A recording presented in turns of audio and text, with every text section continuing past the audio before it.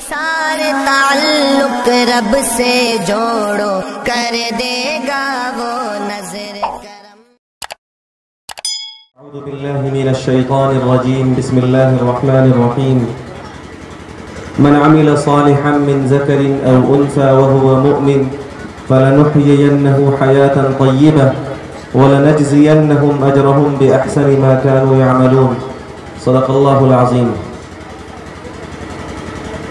جامعہ ام سلمہ کے آج کے تعلیمی بیداری کانفرنس میں میری شرکت برادر محترم جناب مولانا آفتاب قاسمی اور مولانا ساجد ندوی جو اس ادارے کے ناظم ہیں ان کی دعوت پر ہو رہی ہے، اور میں اپنی شرکت کو سعادت سمجھتا ہوں۔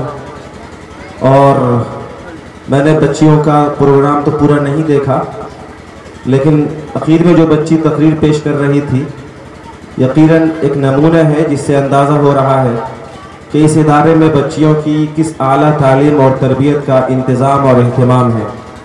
اللہ تبارک و تعالی مولانا ساجد ندوی اور ان کے تمام اساتذہ کی محنت کو قبول فرمائے اور اس جامعہ کو مزید ترقیات سے نوازے۔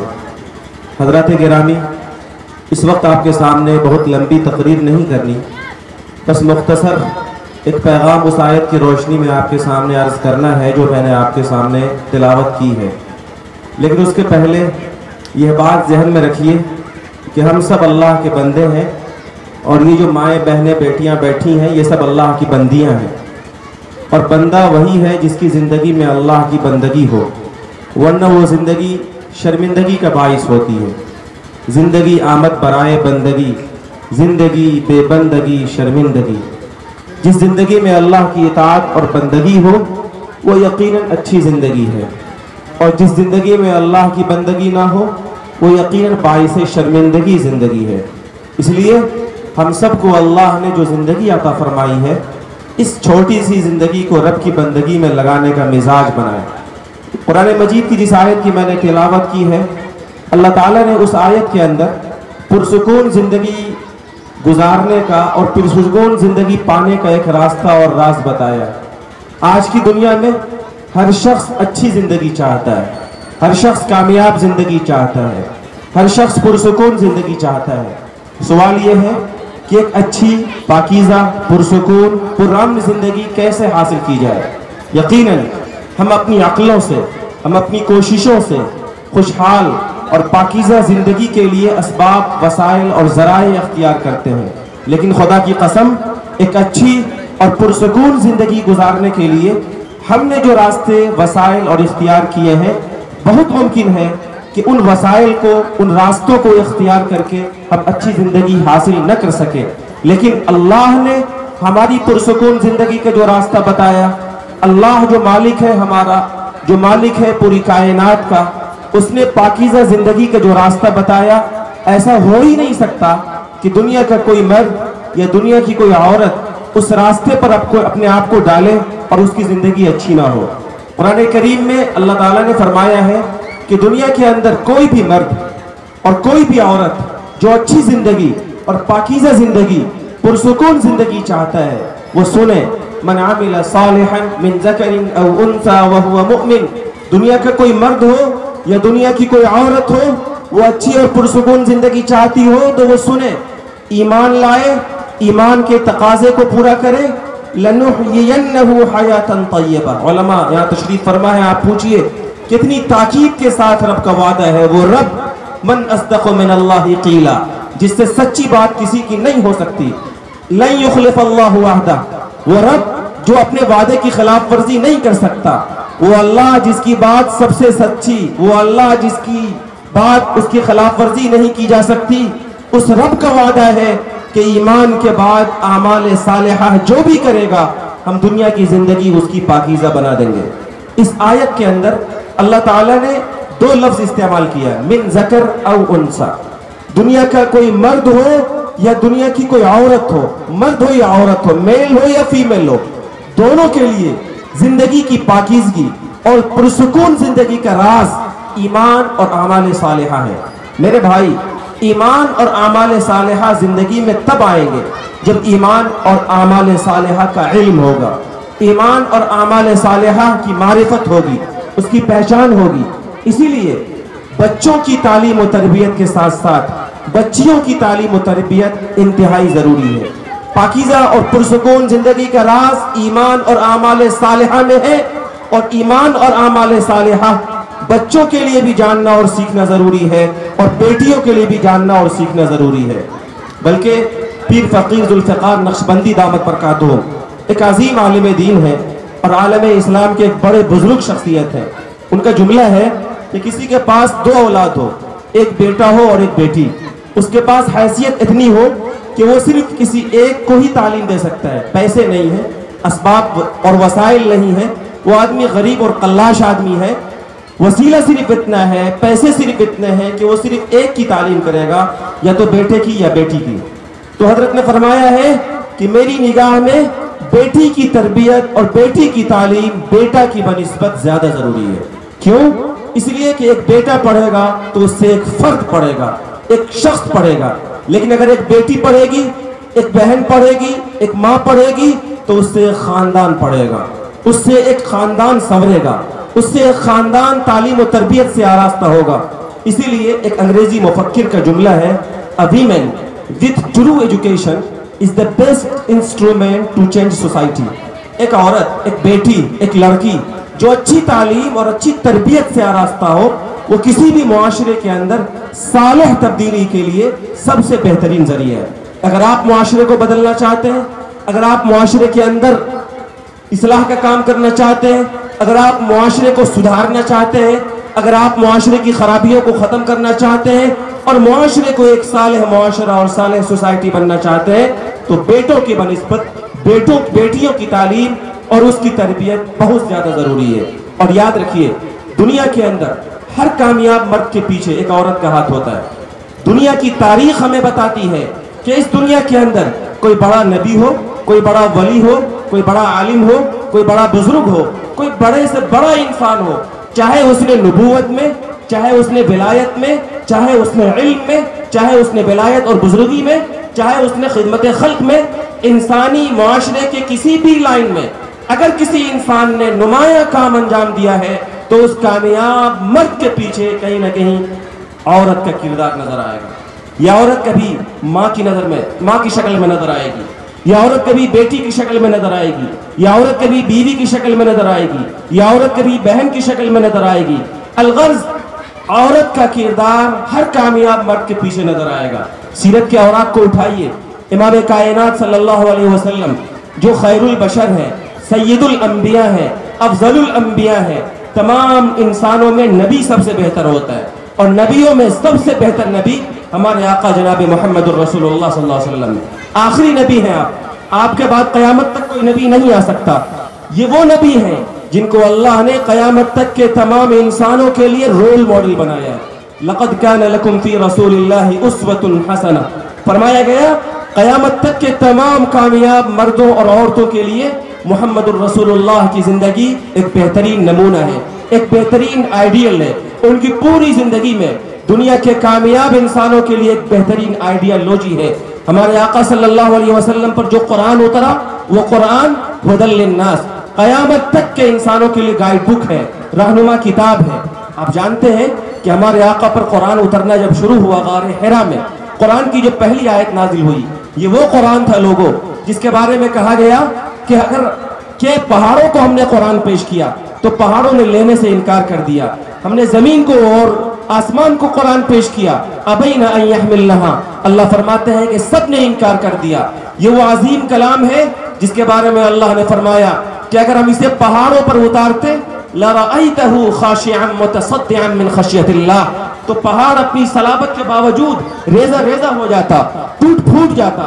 ہمارے آقا صلی اللہ علیہ وسلم پر جب یہ قرآن اترنا شروع ہوا، یہ وزنی کلام، یہ عظیم کلام جب خیر البشر سید الانبیاء جناب محمد الرسول اللہ صلی اللہ علیہ وسلم پر پہلی بار اترا، بڑا عظیم کلام، بڑا وزنی کلام.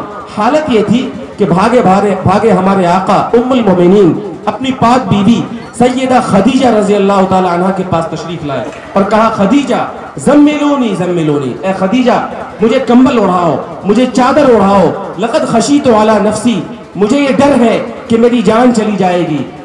پیارے آقا جو قیامت تک کے انسانوں کے لیے آئیڈیل ہے، ان پر جو قرآن اترا، جو قیامت تک کے انسانوں کے لیے گائیڈ بک ہے، قرآن کے آغاز کے بعد، قرآن کے اترنے کے بعد ڈر ہو رہا ہے کہیں جان نہ چلی جائے۔ وزنی کلام، عظیم کلام، اللہ کا یہ بڑا مقدس کلام قلب اطہر پر آقا صلی اللہ علیہ وسلم کے دل پر نازل ہوا، اور آقا صلی اللہ علیہ وسلم کو اپنی جان کا اندیشہ ہوتا ہے۔ سب سے پہلے اس نازک موڑ پر اور سب سے پہلے اس خطرناک موڑ پر سید البشر کو، امام الانبیاء کو، جس شخصیت نے ڈھارس بڑھایا، حوصلہ دیا، ہمت تھی، وہ کوئی عام انسان نہیں تھا، وہ کوئی مرد نہیں تھا، بلکہ وہ ایک عورت تھی، اور وہ عورت آپ کی پاک بیوی تھی سیدہ خدیجہ ام المومنین نے کہا یا رسول اللہ کلا واللہ لا یخزیک اللہ انک لتصل الرحم وتحمل الکل وتکسب المعدوم وتقری الضیف وتعین علی نوائب الحق۔ اے میرے سرتاج، آپ تو کمزوروں کی مدد کرتے ہیں، آپ تو یتیموں کے ہاتھ بٹاتے ہیں، آپ تو بے سہاروں کا سہارا بنتے ہیں، آپ تو مہمانوں کی میزبانی کرتے ہیں، آپ کے اندر بے انتہا خوبیاں ہیں، اللہ آپ کو بے یار و مددگار نہیں چھوڑے گا۔ بیوی تھی، حوصلہ ملا، سہارا ملا، ہمت ملی، اور پھر نبوی مشن پر ہمارے آقا صلی اللہ علیہ وسلم چل پڑے۔ 13 سال مکہ میں رہے، 10 سال مدینے میں رہے، مدینے کے 8ویں سال میں مکہ فتح ہوا۔ مکہ کی میں تفصیل میں نہیں جانا چاہتا، آپ اشاروں کو سمجھیے۔ مکہ کی فتح اسلام کی سب سے بڑی فتح ہے، علماء سے پوچھئے، کیونکہ یہ وہ فتح ہے جس کے بعد یدخلون فی دین اللہ افواجا، لوگ پورے خاندان کے ساتھ، پورے قبیلے کے ساتھ اسلام میں داخل ہونے لگے۔ یہ سب سے بڑی فتح سن 8 ہجری میں ہوا، پیارے آقا صلی اللہ علیہ وسلم کے 21 سال کے بعد، قرآن مجید کے آغاز کے 21 سال کے بعد مکہ فتح ہوا۔ اور آپ جانتے ہیں جب مکہ فتح ہو گیا، اسلام کو سب سے بڑی جیت مل گئی، آقا صلی اللہ علیہ وسلم نے مکے کی سرزمین پر فاتحانہ شان کے ساتھ قدم رکھا۔ بڑے بڑے سردار کہنے لگے یا رسول اللہ میرے یہاں آئیے، وہ چودھری کہنے لگا یا رسول اللہ میرے یہاں قیام کیجئے۔ الغرض مکہ کے بڑے بڑے رؤوسا نے پیشکش کی کہ سید البشر میرے یہاں قیام کریں گے، سید الکونین کا قیام میرے یہاں ہوگا۔ پڑھیے سیرت کی کتابیں، تاریخ کی کتابوں میں لکھا ہے کہ آقا صلی اللہ علیہ وسلم نے مکہ کی سب سے بڑی فتح کے بعد جب مکہ کی سرزمین پر فاتحانہ شان کے ساتھ قدم رکھا تو آپ نے کسی کے قیام کو گوارا نہ کیا، بالآخر جب شام ہو گئی تو آپ نے اپنے پیاروں سے کہا اے میرے پیاروں انصبوا لی خیمۃ عند قبر خدیجہ، خدیجہ کی قبر کے پاس جا کر میرے لیے خیمہ گاڑو، میرے ٹھہرنے کا انتظام کرو۔ اور تاریخ کی روایتوں میں لکھا ہوا ہے وَرَكَزَ لِوَاءَ النَّصْرِ أَمَامَ قَبْرِ خَدِيجَةَ لِيَعْلَمَ النَّاسُ جَمِيعًا أَنَّ وَرَاءَ هَذَا الْفَتْحِ المرأة العظیمہ التي في هذا القبر۔ مکہ کی فتح کا جھنڈا آپ نے اپنی پاک بیوی، وہی بیوی جس نے قرآن کے نزول کے وقت جب آپ کو اپنی جان کے جانے کا اندیشہ تھا تسلی دی تھی کہ یا رسول اللہ آپ کو ڈرنے کی، آپ کو گھبرانے کی، آپ کو حوصلہ پست کرنے کی ضرورت نہیں ہے، وہ اللہ جو پوری کائنات کا رب ہے وہ اللہ آپ کی حفاظت کرے گا۔ یہ پاک بیوی آج دنیا میں نہیں ہے، سید الکونین اس پاک بیوی کی قبر پر مکہ کی فتح کا جھنڈا گاڑ دیتے ہیں تاکہ قیامت تک کے انسانوں کو یہ معلوم ہو جائے کہ اسلام کی سب سے بڑی فتح کے پیچھے اگر کسی کا ہاتھ ہے تو وہ ایک عورت کا ہاتھ ہے، ایک بیوی کا ہاتھ ہے جو اس قبر میں لیٹی ہوئی۔ سیرت کا یہ واقعہ ہمیں بتاتا ہے کہ اگر ہماری بچیوں میں دین آ جائے، ہماری بچیوں میں تربیت آ جائے، ہماری بچیوں میں اللہ کی شریعت کے تعلق سے بیداری آ جائے تو یہ بیٹیاں، یہ بچیاں، ہماری یہ بہنیں کل خدیجہ الکبریٰ کا بڑا کردار ادا کر سکتی ہے۔ وہ اپنی کوکھ سے ایسے سپوت جنم دے سکتی ہے جو نازک سے نازک موڑ پر ملت کی رہنمائی کر سکے، امت کی قیادت کر سکے۔ بزرگوں کے باب میں آئیے، حضرت بایزید بسطامی رحمت اللہ علیہ، حضرت بیٹھے ہیں یہاں پر، ہمارے بزرگ، ہمارے مخدوم۔ آپ پوچھئے بایزید بسطامی رحمت اللہ علیہ، بڑے بزرگ، میں آخری یہ تفصیل کا وقت نہیں ہے، میں صرف یہ واقعہ سنا کر اپنی بات مکمل کر دوں گا۔ بایزید بسطامی ایک بڑے بزرگ گزرے رحمت اللہ علیہ، اور اتنے بڑے بزرگ کہ جنید وقت حضرت جنید بغدادی رحمت اللہ علیہ فرمایا کرتے تھے کہ اولیاء اللہ کی فہرست میں بایزید بسطامی کا وہی مقام ہے جو فرشتوں کے اندر حضرت جبریل کو ہے۔ اتنے بڑے بزرگ، اتنے بڑے اللہ کے ولی بایزید بسطامی جب پیدا ہوئے، ماں نے مدرسے میں داخلہ کرا دیا کہ حضرت اس بچے کو پڑھائیے، اس کی تربیت کیجئے، اسے مثالی انسان بنائیے۔ बायजीद बुस्तामी मदरसे में पढ़ते रहे। एक वक्त आया, माँ की याद आने लगी।